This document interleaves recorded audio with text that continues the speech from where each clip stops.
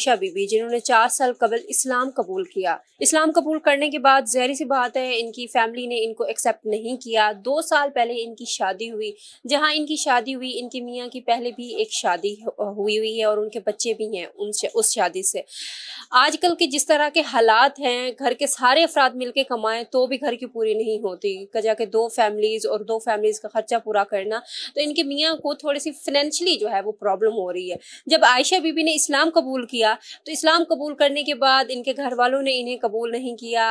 ये मदरसे में रही, मदरसे में जाने के बाद इनका निकाह हुआ, इनकी शादी हो गई एक मुस्लिम फैमिली में। उसके बाद से इनके पे जो फाइनेंशियल प्रॉब्लम्स हैं काफ़ी बढ़ चुकी हैं। बहसीयत पाकिस्तानी, बहसीयत मुसलमान, हम सबका फ़र्ज़ है कि अगर हमारा भाई मुसलमान भाई भूखा बैठा हो, किसी चीज़ की ज़रूरत हो, फाइनेंशियली ज़रूरत हो, इमोशनली ज़रूरत हो या किसी भी हवाले से, तो हमें आगे बढ़ के उसकी हेल्प करनी चाहिए।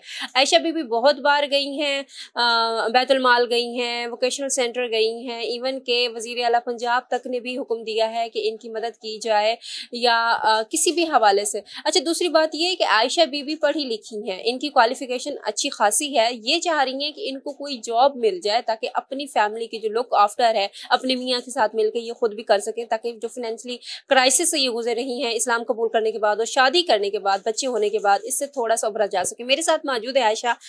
सबसे पहले तो बहुत शुक्रिया कि आपने हमें टाइम दिया और बहुत बहुत मुबारक कि आप इस्लाम की तरफ आई हैं। ये बताइए क्या मसला है आपका, क्या मुतालबा है आपका, कब आपने इस्लाम कबूल किया और इस्लाम कबूल करने के बाद जो आगे आपकी चीज़ें हैं वो कैसी जा रही हैं, क्या चाहिए आपको अब हुकूमत पाकिस्तान से, मुखय्यर हजरात से? वालेकुम सलाम रहमतुल्लाह। सबसे पहले तो मैं बहुत बहुत शुक्रगुज़ार हूँ अपने अल्लाह पाक की जिसने मुझे इस चीज़ के लिए चुना।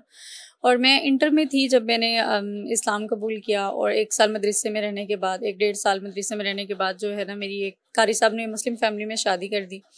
तो शादी होने के बाद हस्बैंड जो हैं वो एक तो शुगर पेशेंट हैं, और उनका जो डाइट वगैरह है वो नहीं है, इंसुलिन वगैरह उनको नहीं लेके दे पा रहे, तो वो काफ़ी ज़्यादा बीमार हो गया ना। तो एक हमारी फाइनेंशियली हालात जो हैं वो काफ़ी ज़्यादा डिस्टर्ब हैं। और मैं इस्लाम में आकर तो पूरी तरह सेटिस्फाइड हूँ। वो अल्हम्दुलिल्लाह, वो मुझे भी पता है कि वो मैंने अपनी ज़ात के लिए किया और अपनी आखिरत के लिए किया। लेकिन अब बीइंग अ मुस्लिम, मेरी आप सबसे ये रिक्वेस्ट है कि मैं ग्रेजुएट भी हूँ, तो मुझे या तो कोई अच्छी जॉब मिल जाए, मैं जो है खुद अपने बच्चों की कफ़ालत करती रहूँ।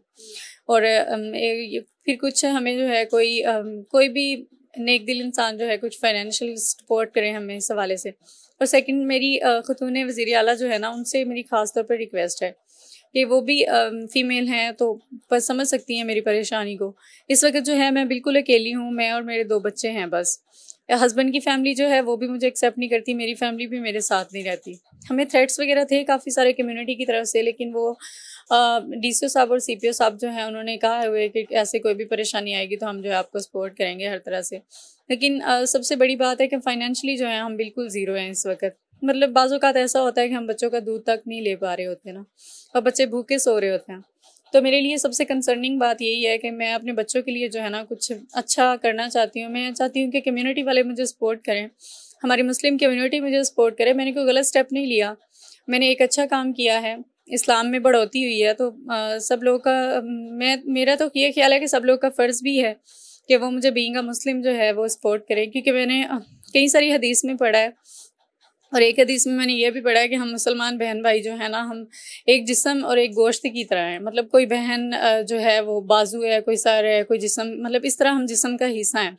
तो हमें एक दूसरे के लिए बढ़ चढ़ कर जो है हेल्प करनी चाहिए। और मेरी भरपूर बस रिक्वेस्ट यही है कि आप जो है ना मुझे फाइनेंशियल सपोर्ट करें। और अच्छा, सेकंड, ये बताएं कि हुकूमत पंजाब के अलावा आप मुल्तान की रिहायशी हैं, कभी डीसी साहब के पास जाना हुआ जॉब के सिलसिले में, कमिश्नर साहब के पास जाना हुआ किसी जॉब के सिलसिले में, और उन्होंने आगे आपको कहाँ रेफर किया?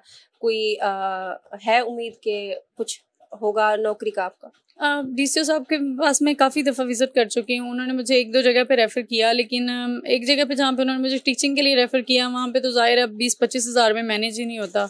वो तो आने जाने के रेंट, वो जहाँ पे उन्होंने मुझे रेफ़र किया 15-20 किलोमीटर का वैसे ही सफ़र है। और सेकंड, 20-25 हज़ार में बच्चों का खर्चा और घर का खर्चा नहीं निकलता ना। और सेकंड, एक और जगह पे उन्होंने रेफ़र किया, लेकिन वो बंदे ठीक नहीं हैं, मतलब उनके साथ काम करना मैं सैटिस्फाइड नहीं हूँ इस चीज़ से। तो कोई होप है भी नहीं भी। अब मुझे 3 माह हो गए उनके पास आते-जाते, लेकिन अभी तक जो है ना कुछ भी नहीं हो पाया इस हवाले से। मतलब अगर जो मेरी नीड थी उस नीड को देखते तो वो फर्स्ट डे से मुझे कोई अच्छी जॉब या अच्छी अपॉर्चुनिटी पे लगाते, तो मैं आज इन हालातों में होती नहीं।